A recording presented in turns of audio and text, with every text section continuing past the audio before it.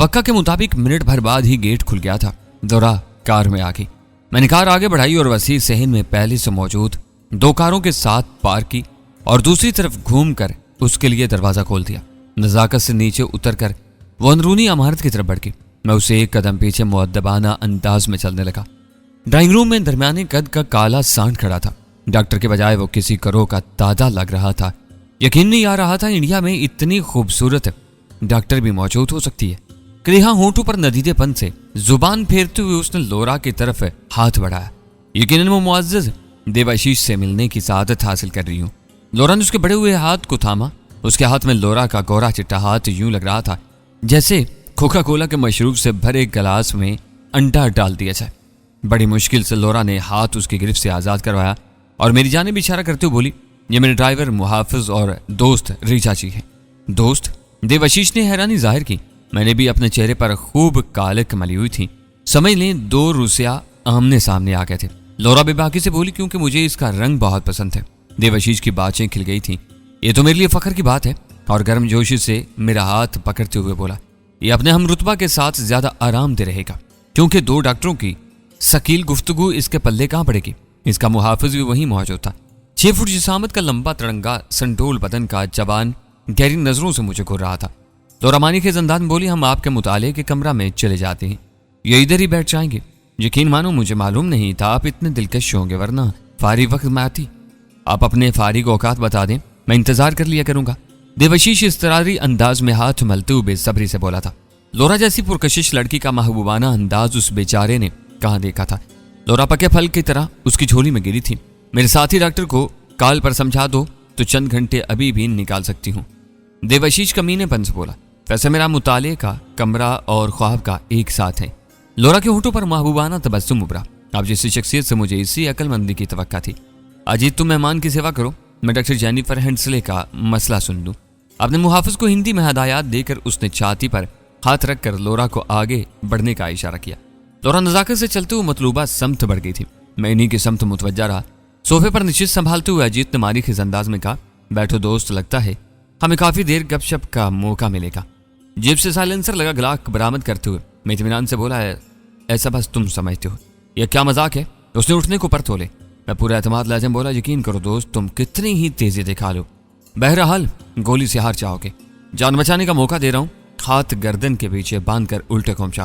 वो एतमाद से बोला, और तुम अजीत के नाम से वाकिफ नहीं, इसलिए माफ करते हुए दफा होने का मौका दे रहा हूँ। अलबत्ता उसने उठने की कोशिश नहीं की थी। जैसे तुम्हारी मर्जी। कंधे उचकाते हुए मैंने एकदम लबलबी दबाई। गोली उसके कान की लो को साथ ले गई थी। उफ! उसके होंठों से तेज सिसके के साथ वाहियात गाली बरामद हुई। उसने कान पर हाथ रख लिया। मैं चूंकि उसे कत्ल नहीं करना चाहता था, इसलिए गाली बर्दाश्त करना पड़ी। वो देवाशीष का मुहाफिज था। मालूम नहीं उसकी कार्रवाइयों में शरीक था या नहीं। सिर्फ शुबे की बिना पर उसे ठिकाने लगाना मुनासिब नहीं था। यह गोली तुम्हारी खोपड़ी में भी छेद कर सकती थी। तब अजीत नाम पर इतराने वाली जुबान की हरकत ने रुक जाना था। एक और मौका दे रहा हूं और यकीन करो, मुझे बार बार मौका देने की आदत नहीं है। उसने बाजू ऊपर उठा दिए थे। आंखों में गैज़ो गज़ब लिए वो कीना तो नजरों से मुझे घूर रहा था। कान की लो से खून के कतरे टपक कर उसकी सफेद कमीज को रंगीन कर रहे थे। मैंने हुक्म दिया, हाथ गर्दन के पीछे बांधो और सोफे से उतरकर उल्टा घूमते हुए घुटनों के बल बैठ जाओ। उस लम्हा भर के तवक्कुफ के बाद मेरी हदायत पर मिन्नोहन अमल किया। करीब जाकर मैंने एकदम पिस्तौल को नाल से पकड़कर उसकी खोपड़ी की सख्ती का अंदाजा किया। ऊख की आवाज के साथ वो ऊंधे मुंह सोफे पर गिरा था। उसकी बेहोशी को यकीनी बनाने को मैंने दूसरा वार भी किया और फिर जेब से बारीक रेशमी रस्सी निकालकर उसकी मुश्कें कसने लगा। इसे सख्ती से जकड़कर मैंने घसीट कर करीबी कमरे में फेंका और खुद देवाशीष की ख्वाबगाह की तरफ बढ़ गया। दरवाजा धकेलने पर खुला मिला। अंदर का मंजर मितवक्का के मुताबिक था। देवाशीष ऊंधे मुंह बेड पर लेटा था और लोरा उसकी मुश्कें कस रही थी। वो तेज लेजम बोली, मेरा ख्याल है तुम्हारा बाहर रहना ज्यादा बेहतर रहेगा। मैंने कहा, शायद तुम जल्दी ना उगलवा सको। वो एतमाद से बोली, ऐसे सुवरों को सधाने को लोरा ब्राउन से अच्छा उस्ताद तुम्हें नहीं मिलेगा। ठीक है, मैं बाकी लोगों को संभालता हूँ। मैं ख्वाबगाह से निकला। मुलाजमा मुझे बावर्ची खाने में मिली थी। उसके दुपट्टे से उसकी मुश्कें कसकर मैंने बावर्ची खाने में बंद कर दिया। बाकी मुलाजिम वहां मौजूद नहीं थे। फैमिली क्वार्टर कोठी के हक्म में बने थे और वहां जाना वक्त का ज़िया था। मैं ड्राइंग रूम के दरवाजे को अंदर से कुफल करके दोबारा देवाशीष की ख्वाबगाह में पलट आया। देवाशीष की हालत काफी खस्ता नजर आ रही थी। एक कान और नाक कटाकर वो मजीद भयानक लगने लगा था। अपनी शलवार वो गीली कर चुका था। मुंह बंदा था। बस नाक से ऊं की काबिल रहम आवाज निकल रही थी। यकीनन कमरा साउंड प्रूफ था, तभी तो उसकी हल्की सी आवाज भी मेरे कानों में नहीं पड़ रही थी। बाहर वाले सारों को कत्ल कर दिया है। अंदर दाखिल होते ही मैंने देवाशीष की उम्मीदों का सत्यानाश किया ताकि उसका रहा सा दम खम भी टूट जाए। फिर तो उसके होंठ आजाद कर देने चाहिए। लोरा ने कपड़ा खोल दिया। वो किकियाते हुए बोला, प्लीज तुम जो चाहती हो ले, मगर मुझ में मजीद सहने का हौसला नहीं है। लड़कियों को ब्लैकमेल करने का मवाद कहाँ रखा है? वो अकलाया, कौन सा मवाद? एकदम उसके होंठों पर हाथ रखते हुए लोरा ने उसके बाजू में चाकू घोंप दिया। उसका जिस्म जोर से लर्जा और फिर मुसलसल कांपने लगा। अगली बारी तुम्हारी आंख की आएगी। लोरा ने बेरहमी से उसकी आंखों के सामने चाकू लहराते हुए उसके होंठ आजाद किए। तकलीफ से कराहते हुए वो गिड़गिड़ाया, प्लीज रहम करो। मासूम लड़कियों को दरिंदगी का निशाना बनाने वाले पर रहम करना मजलूम लड़कियों पर जुल्म करने के मुतरादिफ है। और लोरा इतनी जालिम नहीं है। मैं उसने सफाई देने की कोशिश की। लोरा कथा कलामी करते हुए बोली, तुम्हारे सारे करतूत मुझे पता है सुवर, और ये झूठ पर ये चाकू तुम्हारे जिस्म का बोसा लेगा, इसलिए बेहतर यही है कि जो पूछूं सच सच उगल दो। समझ आया? वो चुप रहा। लोरा ने हल्का सा तवक्कुफ करके सवाल दोहराया, अब बताओ ब्लैक मेलिंग का मवाद कहाँ छुपा है? वो ठकते हुए बोला, तिजोरी में। और तिजोरी कहाँ है? वो नजरें चुराते हुए बोला, वो कोठी में नहीं है। ऐसे नहीं सुधरोगे। उसके होंठों पर हाथ रखते हुए लोरा ने चाकू उसकी आंख में घोंप दिया था। वो जोर से उछला और गूं गूं की भयानक आवाजें निकालते हुए बिन पानी के मछली की तरह तड़पने लगा। लोरा ने उसके होंठों को सख्ती से दबाए रखा, पर न कमरा उसकी चीखों से गूंज उठता। मैंने कहा, कमरा साउंड प्रूफ है कैप्टन, इसलिए एहतियात बेकार है। जानती हूं, मगर मेरी समातें इसकी करीखा चीखों के मुतहम्मिल नहीं हो सकती। नफरत भरे लहजे में कहते हुए लोरा ने उसके होंठों से हाथ हटा दिए। वो अब आवाज बुलंद कराने लगा। लोरा ने उसका हुलिया बिगाड़ दिया था। पैदर पे हमलों ने देवाशीष की मुजाहमत खत्म कर दी थी। तेज बदबू जाहिर कर रही थी कि देवाशीष अपने असाब पर काबू खो चुका था, और बिनते हवा को दरिंदगी बनाने वाले पर जरा सी तकलीफ आई तो पतलून में पानी और कीचड़ छोड़ दिया था। मैंने मफलर नाक पर लपेट लिया। लोरा ने भी नाक पर मास्क चढ़ा लिया था। तो मैं पूछ रही थी, तिजोरी कहाँ है? उसके कराहे थमने से पहले लोरा ने अपनी तरफ मुतवजा किया, तो तुम फाशा रंडी मेरे तेरी तुझे छोड़ूंगा तो नहीं। देवाशीष के होंठों से गालियों और मुगलजात का तूफान उबल पड़ा था। मतलब अब तक डटे हो, मान गई तुम्हारी बर्दाश्त को, बाकी अपने जिस आजू पर इतरा रहे हो अब वो तेरे पास नहीं रहेगा। लोरा ने बाकी से उसकी टांगों के बीच हाथ डाला। अब भगवान के लिए माफ कर दो, बताता हूँ, सब कुछ बताता हूँ। देवाशीष की हिम्मत पहले ही बाकी नहीं रही थी। न मर्द बनने का हौसला वो नहीं कर सका था, और फौरन हथियार फेंक दिए। भौंकते रहो, तुम्हारे पास चुप रहने को 1 सेकंड भी नहीं है। देवाशीष पेट में मौजूद मवाद पहले ही उगल चुका था। अब दिमाग में छुपाए राज बाहर निकालने लगा। तिजोरी ख्वाबगाह के अंदर ही कपड़ों की अलमारी में बनी थी। मैंने अलमारी के पट खोलकर कपड़े एक जानिब हटाने के बजाय बाहर निकाल कर फेंके। अंदर चौड़ा तख्ता दाएं जानिब धकेलने से आसानी से अटका। इसके अक्कम में फुलाद की तिजोरी नजर आ रही थी। देवाशीष के बताए कोट से कुफल खोलकर मैंने इकलौता पट खींच लिया। लोरा भी करीब आ गई थी। अंदर 10-12 USB, एक लैपटॉप, एक एक्सटर्नल हार्ड डिस्क, डॉलरों की चंद गड्डियां, 8-9 सादा मोबाइल फोन और कुछ दस्तावेजात पड़ी थी। यकीनन हिफ्ज़ मुतकद्दम के तौर पर वो लड़कियों को अपने असल नंबर से कॉल नहीं करता था। देवाशीष से पासवर्ड पूछकर लोरा ने लैपटॉप ऑन किया। सारी हार्ड डिस्क गंदी फिल्मों से भरी हुई थी, और वो फिल्में उसकी अपनी तैयार करता थी। नई डॉक्टरों के अलावा नर्सों और चंद दूसरे शोबों से ताल्लुक रखने वाली लड़कियों की फिल्में भी मौजूद थीं। न जाने वो दरिंदा कब से इस काम में लगा था। हर लड़की के नाम का फोल्डर बना हुआ था। कुछ के फोल्डर के साथ मुर्दा लिखा था, जिसका मतलब यही था कि चंद एक ने खुदकुशी में ट्राई फरार तलाश करना चाही थी। डॉक्टर सुजाता के नाम का फोल्डर भी मौजूद था। इसमें 4 वीडियोस पड़ी थी। लोरा ने एक वीडियो चलाई। डॉक्टर सुजाता को बेलिबास देखना कोई अच्छा तजर्बा न था। मैंने रुख मोड़ लिया। इतनी बद इखलाक लोरा भी नहीं थे कि मुसलसल देख रही थी। तो बस देवाशीष की दरिंदगी की तस्दीक कर रही थी ताकि उसे अपने तशद्दुद का पक्का जवाब मिल सके। मुतमईन होते ही वो मुझे मुखातिब हुई, सब कुछ समेट लो, और खुद देवाशीष की तरफ बढ़। मैंने एक बैग ढूंढकर तिजोरी में झाड़ू फेर दिया। डॉलरों की गड्डियां भी नहीं छोड़ी थी। इंडिया में अपनी जरूरियात पूरी करने को रकम का आ सकती थी। इसके अलावा मवाद कहाँ छुपाया है? सच चोगल दो, वरना लोरा चाकू खोलकर दोबारा तैयार हो गई थी। एक औरत होने के नाते मुझसे ज्यादा वो जानती थी कि मुतासर होने वाली बेचारी लड़कियां किस अजियत से गुजर रही होगी। हर वक्त है भांडा फूटने का डर, वीडियोस के यूट्यूब पर चलने का खौफ, हर रोज नए दरिंदों के सामने जिस्म का दस्तरखान सजाने की अजियत, पूरे खानदान की बदनामी का बवाल, और भी जाने कौन कौन से एहसासात बेचारियों के दिलो दिमाग को डसते रहे होंगे। यकीनन खौफ और अंदेशों के साए में जिंदगी गुजारना बहुत मुश्किल और अजियत भरा है। और लोरा तो खुद शिकला की दरिंदगी का शिकार हो चुकी थी। फरो देने वाले आजम बोला, भगवान की कसम सब कुछ इसी तिजोरी में छुपा है। तो फिर छुट्टी करो। तुम जैसे गरीज का वजूद जमीन के ऊपर नहीं अंदर बेहतर रहता है। उसे मुसलसल 2 बार उसकी गर्दन में चाकू घुसेड़ा। देवाशीष खरखराते हुए तड़पने लगा था। लोरा ने कागज पर लिखा, इस रिंदे की मौत पर किसी को अफसोस करने की जरूरत नहीं। यह हैवान न जाने कितनी लड़कियों की जिंदगी बर्बाद कर चुका था। मैं मीडिया से दरख्वास्त करती हूँ कि मेरे इन अल्फाज को टीवी पर जरूर चलाए कि तमाम लड़कियों के खिलाफ ब्लैकमेलिंग का मवाद मैंने ज़ाया कर दिया। अब वो हर लड़की आज़ाद है जो इस मोजी के चुंगल में फंसी थी। ये कागज़ उसकी छाती पर रखकर लोरा खड़ी हो गई। मैंने बैग कंधे में डाल दिया था। लोरा के कोट पर खून के छींटे नजर आ रहे थे। उसे कोट वहीं उतार कर फेंका और हम बाहर निकल आए। चौकीदार लकड़ी के बेंच पर बैठा था। हमें देखकर जल्दी से खड़ा हो गया। मैंने ड्राइविंग सीट संभाली। कार मोड़ने तक चौकीदार दाखिली दरवाजा खोल चुका था। हम देवाशीष के घर से निकलकर थोड़ी दूर आए। एक अवामी पार्क की पार्किंग में डॉक्टर सुजाता हमारी मुंतजिर थी। अपनी चोरी की कार पार्किंग में छोड़कर हम उसकी कार में मुंतकिल हो गए। सुजाता के स्टीयरिंग व्हील पर रखे हाथ इस तरारी अंदाज में कांप रहे थे। हमारे बैठने के बाद भी उसे कुछ पूछने का हौसला नहीं हुआ था। लोरा ने कहा चलो। थूक निकलते हुए उसने दोनों हाथों से स्टीयरिंग व्हील थपथपाया। कख क्या रहा? लोरा इत्मीनान से बोली, देवाशीष का तो कख नहीं रहा और ब्लैकमेलिंग का तमाम मवाद हमें मिल गया। सुजाता ने गहरा सांस लिया और फिर एकदम लोरा के गले में बाहें डालकर वो रो दी थी। लोरा के चेहरे पर तबस्सुम उभरा और उसकी पीठ थपथपाने लगी। सब कुछ ठीक हो गया मेरी जान, अब तुम आजाद हो। उसने लोरा के चेहरे को मुसलसल चूमते हुए मुसर्रत से भरपूर लहजे में कहा, बहुत बहुत शुक्रिया। लोरा ने क्या लगाते हुए मुझ पर चोट की, कुछ बोसे रीजा के लिए भी बचा लो, बेचारा ललचा रहा होगा। मैं इत्मीनान से बोला, कोई बात नहीं, मैं तुमसे वसूल कर लूंगा। लोरा ने मुड़कर मुझे घूरा। देवाशीष का अंजाम देखकर भी मुझसे डर नहीं लग रहा। सुजाता ने मुस्कुराते हुए कार आगे बढ़ाती। डरे वो जिसके करतूत देवाशीष की तरह हो। इत्मीनान से कहते हुए मैंने टेक लगाकर आंखें बंद कर ली। लोरा सुजाता को तफसीलात बताने लगी। देवाशीष के अंजाम पर सुजाता को बहुत खुशी हुई थी। घंटे पौन घंटे में हम वापस पहुंच गए थे। लोरा ने तमाम USB, हार्ड डिस्क, दस्तावेजात और लैपटॉप सुजाता को दिखाए।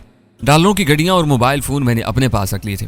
खुद तसल्ली कर लेने के बाद उन्होंने सारी अशिया को हथौड़ी से कोट कर टुकड़े टुकड़े किया और क्यारी में गड़ा खोद कर दफना दिया। सुजाता को रुखसत करके मैंने परमा को खाना खिलाया और फिर उसे बंद करके लोरा के पास आ गया। सुजाता की वजह से हमारा पूरा दिन जाया हो गया था और अब जल्द अज जल्द शुक्ला का हिसाब किताब बराबर करके हम इंडिया छोड़ना था। वहां हम रॉबिन हुड बनने नहीं आए थे कि लोगों की मदद पर कमर बस्ता रहते। अलबत्ता डॉक्टर सुजाता हमें छुपने का ठिकाना देकर हमारे काम आई थी। मजबूरन उसकी दिलजोई करना पड़ी। कॉफी पीते हुए हम टीवी देखने लगे, मगर अब तक देवाशीष की मौत जाहिर नहीं हुई थी। लोरा ने तबसरा किया, अगर शुक्ला भी इसी तरह हत्थे चढ़ जाए तो लुत्फ आ जाए। मैं नफी में सरी लाया, इसे दूर से निशाना बनाने के अलावा मारना आसान ना होगा। लोरा बोली, ये भी मालूम नहीं कि वो खबीस यहीं है या मुंबई से बाहर है। मैंने अंदाजा जाहिर किया, नवासी के मिलने से पहले उसका कहीं जाना दुश्वार लगता है। लोरा ने मशवरा चाहा, क्यों ना कॉल करके तस्दीक कर लें, शायद कुछ और भी मालूम हो जाए। मैंने अंदेशा जाहिर किया, हमारा बार बार घर से बाहर जाना मुनासिब ना होगा। लोरा ने कहा, मैं अकेली चली जाती हूँ, मेरा ख्याल है मुझे जाना चाहिए, शायद इसका खैर खा बनकर बात करने से कुछ उगलवाने में कामयाब हो जाऊँ। लोरा मुत्तफिक हुई, ठीक कह रहे हो, अनजान खैर खा बनकर बात करने से शायद को मुफीद खबर हाथ लग जाए। हम दोनों बातचीत का मजमून तय करने लगे। एक बात पर मुत्तफिक होने के बाद देवाशीष से हासिल हुए मोबाइल फोन्स में से एक उठाकर मैंने जेब में डाला और बाहर निकला। थोड़ी देर पैदल चलने के बाद रिक्शा मिल गया। पार्क के साथ बनी फुटपाथ पर 3 संगी बेंच रखे थे। पहले बेंच पर कोई गदागर सोया हुआ था। दरमियान वाली बेंच छोड़कर मैं आखिरी बेंच पर बैठ गया। रात इतनी ज्यादा नहीं बीती थी, ट्रैफिक में कमी जरूर आई थी, मगर इतनी नहीं कि सड़क खाली हो जाती। और मुंबई में तो रात भरी ही सड़क खाली नहीं होती। रहायशी महल्लों और दूर दराज की बस्तियों में तो रात के वक्त सरगर्मियां मान पड़ती हैं। बड़ी सड़कों, होटलों, बस अड्डों, रेलवे स्टेशन, एयरपोर्ट्स वगैरह में हलचल जारी रहती है। और जुआ खानों, शराब खानों, कोठों वगैरह की रौनक तो रात को ज्यादा हो जाती है। दाएं बाएं का ध्यान रखकर मैंने शुक्ला का नंबर, जो मुझे जुबानी याद था, मिला दिया। शुक्ला जैसे बड़े आदमी अनजान नंबर की कॉल वसूल नहीं करते, लेकिन नवासी की गुमशुदगी और लोरा के मुख्तलिफ नंबरों से कॉल करने की वजह से उसे मेरी कॉल उठाने में सुस्ती नहीं की थी। हेलो, उसकी आवाज में बेचैनी थी। वो करख्त आवाज मेरी सुनी हुई थी, इसलिए फौरन पहचान किया। रणधीर शुक्ला साहब बात कर रहे हैं? मैंने तस्दीक चाहना जरूरी समझा ताकि उसे ये ना लगे कि मैं उसे पहले से जानता हूँ। उसे चौंकते हुए पूछा, तुम कौन हो और रणधीर शुक्ला से क्यों बात करना चाहते हो? मैं फौरन बोला, मैं जनरल साहब का खैर खा हूँ और उनको खास इतला देना चाहता हूँ। वो तंजिया अंदाज में बोला, मेरे खैर खा को कम अज कम मेरी आवाज़ तो पहचानना चाहिए। मैंने लहजा में नदामत सुमोई, सर पहली बार बात करने की सआदत हासिल कर रहा हूँ, इसलिए तस्दीक करना चाहिए थी। वो बेजारी से बोला, मुद्दे पर आओ। मैं आजकल मादाम कस्टीना के साथ बतौर तर्जमान काम कर रहा हूँ और मुझे लगता है कि वो आपकी दुश्मन है। क्या? उसकी आवाज़ से बेजारी को उनसर काफूर हो गया था। तुम अभी मुझे मिल सकते हो? नहीं सर, मैंने साफ इनकार किया। वो बहुत खतरनाक लड़की है, बंदे को यूं सवा करती है गोया सब्जी या मुर्गी काट रही हो। आज ही उसने डॉक्टर देवाशीष की वो हालत की है कि देखकर इंसान की रूह कांप उठे। उसके पुष्पनाही एक आलमी मुजरिम तंजीम कर रही है। आप बड़े आदमी हैं, यकीनन चंद दिन मुझे हिफाजत दे देंगे, लेकिन इसके बाद मेरा क्या होगा? वह ऐसी बदफितरत है कि बदला लेना नहीं भूलती। उसने पूछा, ये डॉक्टर कौन है और इसे क्यों कत्ल किया? सेवन हाइट अस्पताल का माहिर अमराज कल्ब है। उसके हवाले उसने कोई जवान छोकरी की थी। लड़की काफी खूबसूरत थी। देवाशीष कुमार खुद पर काबू नहीं रख सका और उसने लड़की की इज्जत खराब कर दी। बस मादाम क्रिस्टीना ने उसे इबरत का नमूना बना दिया। वो धाड़ा, तुम बकवास कर रहे हो। मैंने अगला बार किया सर, मैं बिल्कुल भी बकवास नहीं कर रहा। मैं तो ये भी जानता हूं कि मादाम क्रिस्टीना ने आपको जो राइफलें बेची हैं इनमें बहुत बड़ी खामी है। वो आपकी साख को तबाह करना चाहती है, क्योंकि जैसे ही राइफलों की खामी सामने आई सारा मलबा आप पर गिरेगा। बहुत से सवाल उठेंगे जिनकी जवाबदेही मुश्किल हो जाएगी। इतना महंगा सौदा करने के बाद अगर राइफल ही किसी काम की ना हुई तो सोचें आला ओहदेदारान की राय आपके बारे में क्या होगी। क्या आइंदा असली की खरीदो फरोख्त में आपकी राय किसी काबिल समझी जाएगी? हर आदमी के दर्जनों दुश्मन होते हैं, आपके भी होंगे, और यकीनन ऐसी सूरत में इन्हें आपको नीचा दिखाने का मौका हाथ आ जाएगा। उसकी आवाज में ताज्जुब अमेज तजस्सुस उभरा। क्या खामी है राइफल में? अगर आपके पास कोई राइफल मौजूद है तो इससे फायर करवा कर जा सकते हैं। 50-60 गोलियां फायर होने के बाद राइफल का फायर निशाने से दूर होने लगता है और 100 गोलियों के बाद तो हदफ और शस्त्र में कोई मुताबिकत ही नहीं रहती। वैसे मैं राइफलों के बारे में ज्यादा नहीं जानता, अलबत्ता मादाम की उसके साथी से होने वाली गुफ्तगू इत्तेफाक से सुन ली थी। तब पता चला, मजीद आप तस्दीक करके जा सकते हैं। देवाशीष के हवाले उसने कोई मकामी लड़की की थी। चुकलक लहजे में लर्जा अंदेशे मेरे लिए अनोखे नहीं थे। जी सर, मेरा ख्याल है परी या कोई ऐसा इनाम है। 17-18 साल की नौजवान दोशीज़ा है, बहुत प्यारी है। मादाम बहुत सख्ती से पेश आती हैं बेचारी के साथ। इसकी आवाज में वहशत दरिंदगी भरी थी। उस फाहिशा का वो हशर करूंगा कि शमशान घाट में भी पनाह नहीं मिलेगी। मैंने अनजान बनते हुए पूछा, कौन फाहिशा सर? और एकदम गुस्सा क्यों कर गए आप? तुम्हें मेरा खैरख्वाह होने का दावा है और इतना भी नहीं जानते कि वो लड़की मेरी क्या लगती है? चुकला के लहजे में दुख भरी तलखी छुपी थी। मैं सफाई देते हुए बोला, मैं आपका खैरख्वाह सिर्फ इसलिए हूं कि आप भारत माता के सेवक रह चुके हैं। इंडियन आर्मी के जनरल की मेरे दिल में इज्जत और कदर नहीं होगी तो किसके दिल में होगी? बाकी मुझे आपके बारे ज्यादा तफसीलात मालूम नहीं है। मैं जाती तौर पर कोई अच्छा आदमी नहीं हूँ, जो समझ लें चोर उचक्का और छोटा मोटा डकैत हूँ। इसी वजह से तो मादाम ने मुझे साथ रखा है। मुंबई में उसके और भी काफी कारिंदे हैं। इन तमाम से राब्ता मेरे जरिए होता है, क्योंकि ज्यादातर अंग्रेजी से नापलत हैं। बाकी मादाम की उसके दोस्त से होने वाली गुफ्तगू कभी कभार कानों में पड़ जाती है। इसी से आपके बारे में मालूम हुआ। और सच कहूं तो मुझे ये भी नहीं मालूम कि जो कुछ आपको बता चुका हूं क्या आपके किसी काम का है भी या नहीं। कैदी लड़की की क्या मदद कर सकते हो? सिर्फ इतना कि मादाम से चुप कर उसे कुछ खिला दूं। चुकला चीख पड़ा था, क्या वो उसे खाने पीने को कुछ नहीं देती? मैंने उसके दिल पर छुरी चलाई। उसे 24 घंटे में 2 रोटियां और 2 गिलास पानी से ज्यादा मुयस्सर नहीं। पता नहीं मादाम उसे इतनी नफरत क्यों करती है। हालांकि वो लड़की इतनी मासूम है कि बेख्तियार प्यार आ जाए। यकीन करो, अगर डॉक्टर देवाशीष ने उसे गंदा ना किया होता तो मैं उसे शादी करने पर तैयार हो जाता। बकवास बंद करो, वो तरिंदर शुक्ला की नवासी है, तुम जैसों को मुलाजिम भी नहीं रखेगी। मैंने हकलाने की अदाकारी करते हुए क्या सॉरी सर, मेरी गुस्ताखी को नजरअंदाज कर देना, मैं नावाकिफ था। शुक्ला नर्म होते हुए पेशकश की, इस फाशा लौरा ब्राउन का पता बता दो, मैं तुम्हें माला माल कर दूंगा। मैंने हैरानी जाहिर की, कौन लौरा ब्राउन सर? वो गुस्से से बोला, जिस तवाइफ का नाम तुम क्रिस्टीना बता रहे हो उसका असल नाम लौरा ब्राउन है। सर, मैं तिब्बी उम्र तक जिंदा रहना चाहता हूँ, इसलिए पहले ही मुआज़त कर चुका हूँ। यकीन करें, मैं मादाम से बहुत डरता हूँ। परसों 2 कारिंदों ने उसके हुक्म के बरखिलाफ मनमानी की कोशिश की। आधे घंटे बाद उनके सर और धड़ अलहदा दरियाए लिहाज में तैर रहे थे। सर, आप नहीं जानते, बाज़ाहिर पुरकशिश और खूबसूरत नजर आने वाली लड़की किस आफत का नाम है। मैं तो उसे मौत की देवी समझता हूँ। वो तंजिया अंदाज में बोला, शायद तुमने मुझे डराने को कॉल किया। नहीं सर, मैंने सिर्फ यह बताने को कॉल की है कि मादाम क्रिस्टीना आपकी दुश्मन है, ताकि आप अपनी हिफाजत का बंदोबस्त कर सकें। आप सरहद पर तो लड़ाई कर सकते हैं, जराइम पेशा अफराद से वाकिफ नहीं कि ये कैसे छुप कर और पीठ पर वार करते हैं। बिलाशुबा आप बहादुर होंगे और इंडियन आर्मी के किसी सपूत पर बुजली का गुमान ही हमाकत है, लेकिन मुझे डर है कि आप ओछी चालबाजियों से नावाकिफ होंगे। आप कम अज कम मुझे ये तसल्ली होगी कि मैंने अपने वतन के मुहाफिज को पहले से चुकन्ना कर दिया है। उसने चाक से पूछा, तुमने नाम क्या बताया था? मैंने कोई नाम नहीं बताया सर, और ना तारुफ करवाने का मुतहम्मिल हो सकता हूँ। आपको कॉल भी चोरी के मोबाइल फोन से कर रहा हूँ, क्योंकि मेरे नंबर के जरिए मुझे तलाश करना आपके लिए मुश्किल ना होगा। लौरा के हमरा एक पाकिस्तानी जासूस भी था, उसका कोई अता पता? मैंने तो कोई ऐसा शख्स नहीं देखा। आखिरी सवाल, कैसे यकीन करूं कि तुम सच बोल रहे हो? सर, आप पहले मेरी खबरों की तस्दीक कर लें, मैं दोबारा कॉल करूंगा। जय हिंद। कहते हुए मैंने बगैर इजाजत लिए राब्ता मुनक़ता कर दिया और मोबाइल फोन को पार की तरफ उछाल दिया। मजीद वहां ठहरना मुनासिब नहीं था। मैंने शिकार के सामने दाना फेंक दिया था। देवाशीष की मौत और SR1 की खामी की इतला ऐसी खबरें थीं कि उसे मुझ पर कुछ न कुछ यकीन आ जाता। मैं भी पहले मरहले में उसका एतमाद जीतना चाहता था। थोड़ा सा पैदल चलते मुझे टैक्सी मिल गई थी। OU फ्लैगशिप होटल का बताकर मैं बैठ गया। होटल के सामने उतरकर मैंने किराया अदा किया और जब तक टैक्सी दूर न चलेगी वहीं खड़ा रहा। टैक्सी के गायब होते ही मैं हिंद नगर की तरफ बढ़ गया। आधे पौन घंटे के पैदल सफर के बाद मैं अपने ठिकाने पर पहुंच गया। लोरा मेरी मुंतजिर थी।